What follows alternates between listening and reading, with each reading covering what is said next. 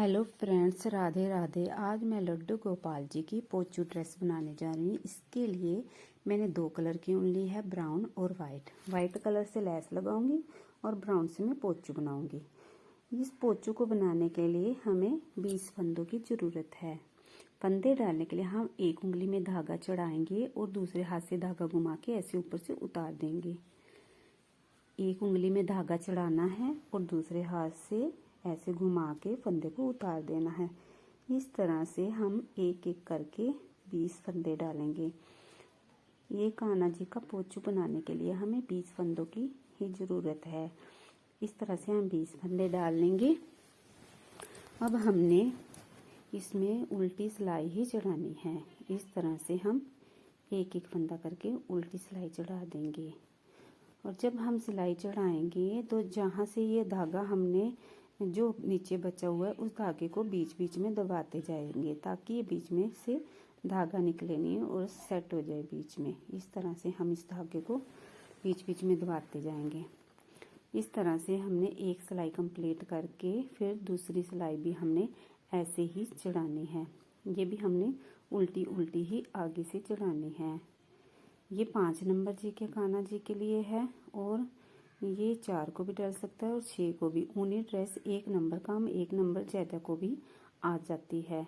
इस तरह से हम इसको भी उल्टा उल्टा ही चढ़ाएंगे। इस तरह से हमने 2 सिलाई कंप्लीट करनी है और ये हमने 20 फंदों से ही शुरू करनी है। ये ड्रेस बहुत ही आसान है और जल्दी बनेगी और इसको बनाने में टाइम भी कम लगता है और ये इसमें ऊन भी बहुत कम लगती है। इस तरह से हमने इसमें 2 सिलाइयाँ कंप्लीट करनी है। 2 सिलाई कंप्लीट होने के बाद हमने इसमें फिर नेट डालनी है जो बहुत ही प्यारी पोचू बन के तैयार होएगा। इस तरह से हमने 20 फंदे पूरे कर लिए हैं। अब हमने इसमें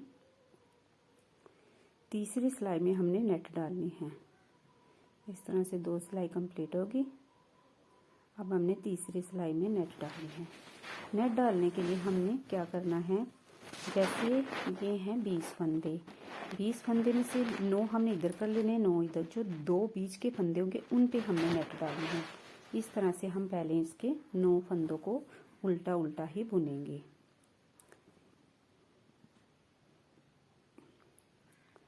एक,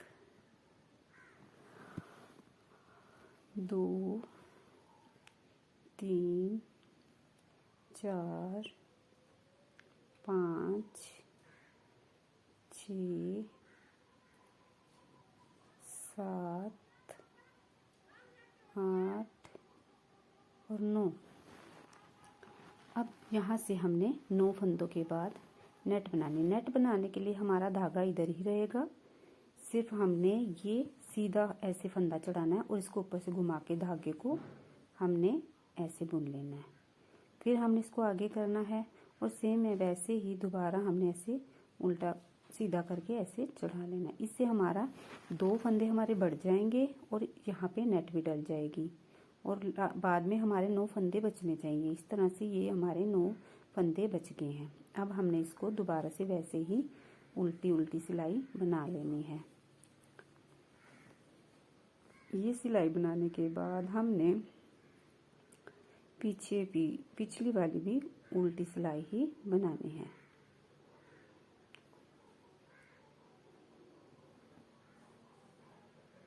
इस तरह से ये सिलाई हमारी कंप्लीट होगी। अब जब हम दोबारा ये सिलाई हम डाल लेंगे, जो उल्टी उल्टी बनाएंगे पीछे वाली, तो हमारी नेट बन जाएगी। एक,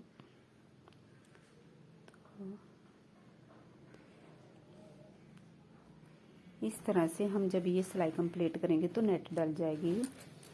प्लीज़ हमारी वीडियो को आप लाइक करें और कमेंट करें।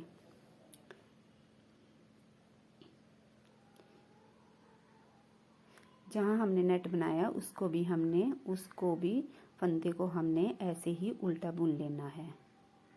इस तरह से हम ये सारे फंदे बुन लेंगे।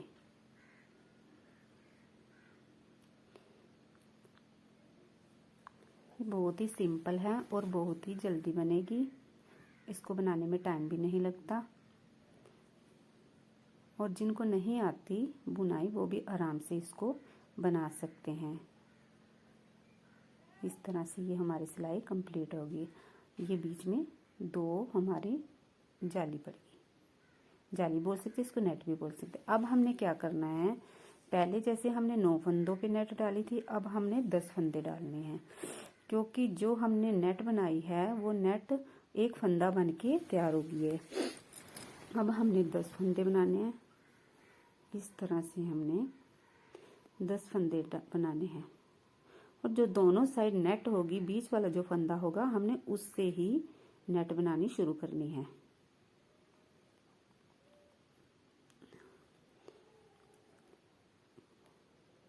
इस तरह से हम यहाँ पे फिर नेट बनाएंगे, और नेट बनाने के लिए हमने सेम वैसे ही करना जैसे पहले किया है।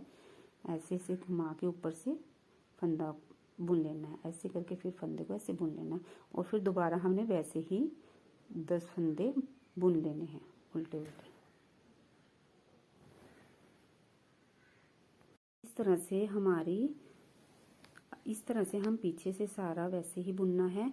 सिर्फ हमने ये करना कि जैसे हमने पहले 9 पे नेट डाली, फिर 10 पे, फिर 11 पे, फिर 12 पे, ऐसे ऐसे करके हमने नेट बनानी है, एक एक फंदा बढ़ा के। इस तरह से हमने इसमें टोटल 9 नेट बना ली हैं। 1 2 3 4 5 6 7 8 9 नेट बनाने के बाद हमने इन फंदों को सबको बंद कर देना है। बंद करने के लिए हमने ऐसे आगे से उल्टी सिलाई में 2 फंदों को एक साथ बुन लेना है। ऐसे बुन के फिर इसको उसी सिलाई पे चढ़ा के फिर 2 फंदों को हमने इकट्ठा बुन लेना है। फिर हमने इस फंदे को उसी सिलाई पे चढ़ा के फिर 2 को मिला के, ऐसे एक एक फंदा हमारा कम होता जाएगा और ये वहां से बंद होती जाएगी। इस तरह से हम सारी सिलाई को एक एक फंदा कम करके बंद कर देंगे।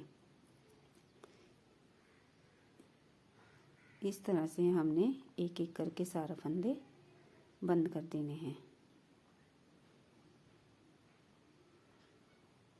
इस तरह से बंद हो गया है।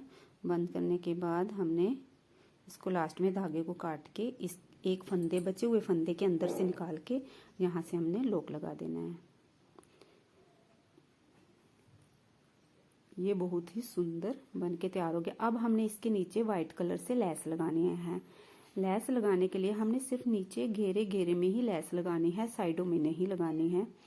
इसके लिए हमने ऐसे धागा उंगली पे चढ़ा के फिर ऐसे एक फंदा निकालना है इसमें से, फिर एक फंदे को हमने बुनना है, एक बार 2 बार, फिर हमने इसको ऐसे घुमा के बीच में उसी जगह दोबारा डालना है और वहां से निकाल के फिर 2 का 1 करना है, फिर 2 का 1 करना है, फिर दोबारा हमने ऐसे ही घुमाना है धागा और फिर उसी जगह से निकालना है। ऐसे कर करके हम एक जगह से 3-3 बार निकालेंगे। 2 का 1, फिर 2 का 1, फिर हमने एक डाल के फंदा डाल के फिर हमने थोड़ी सी जगह नीचे से छोड़ के और आगे दोबारा से ये वैसे ही बनानी है लेस जैसे हमने पहले बनाई है। ऐसे ऐसे करके हमने ये सारी साइडों में लेस बना ली है। अब हमने लास्ट फंदे का उसी तरह से धागा काट के फंदे के अंदर से निकाल के इसको पक्का लॉक कर लेना है। इस तरह से हमारा एक पर्दा तैयार हो गया। हमने ऐसे 2 बनाने हैं। इसमें नेट भी बहुत अच्छी डली है और ये बहुत ही प्यारा कलर लग रहा है। ऐसे 2 बनाने हैं और अब हमने ये 2 बना लिए हैं। ये मैंने पहले ही तैयार करके रख लिए क्योंकि ये सेम एक ही जैसे बनेंगे। जैसे हमने ऐसे इसमें 20 फंदे डालने थे, नेट डाले थे, ऐसे इसमें अब हमने इनको सीधा सीधा ऐसे रख दिया है दोनों को मिला के, और अब सीधे के ऊपर ये हमने ऐसे उल्टा रखना है। ऐसे रख के इसको लेस को छोड़ के हमने दोनों साइडों से इसकी सुई धागे के साथ सिलाई कर देनी है। लेस को नहीं सिलना है, लेस को छोड़ना है क्योंकि हमारे वो पोंचू का घेरा है। इस तरह से हम सुई धागे से एक तरफ से सिल दिया, अब दूसरी तरफ से भी सिलेंगे। इस तरह से हमने ये दोनों साइड से सिल के बहुत अच्छा पोंचू तैयार हो गया है। लेकिन अभी हमने इस पे हुड भी लगानी है, इसमें हमने कैप भी लगानी है।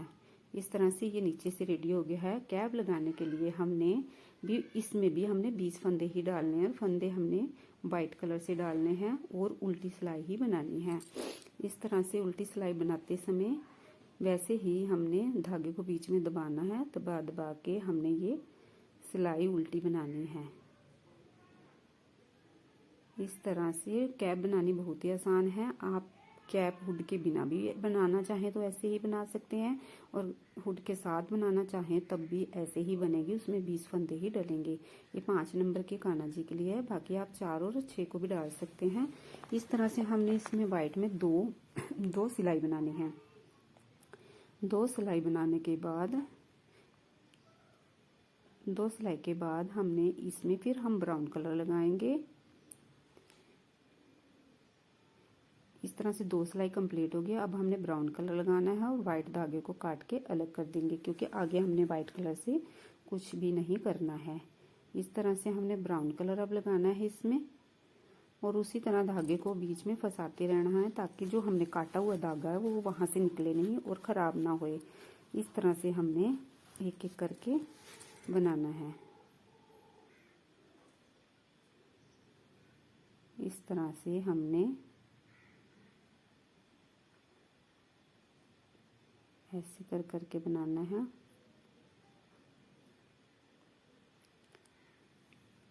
इस तरह से हमने ये टोटल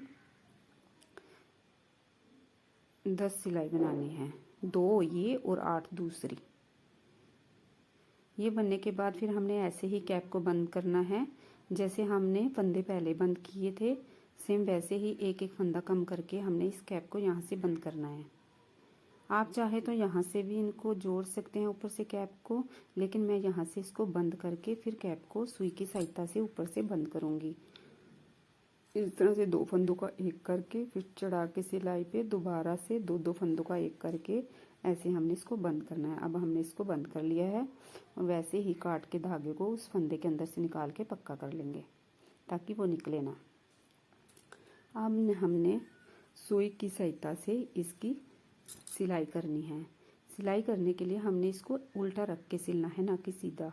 फिर ऐसे उल्टा रख के हमने यही धागा जो बंद किया है वही सुई में डाल के इसको यहाँ से सिलाई कर देनी है।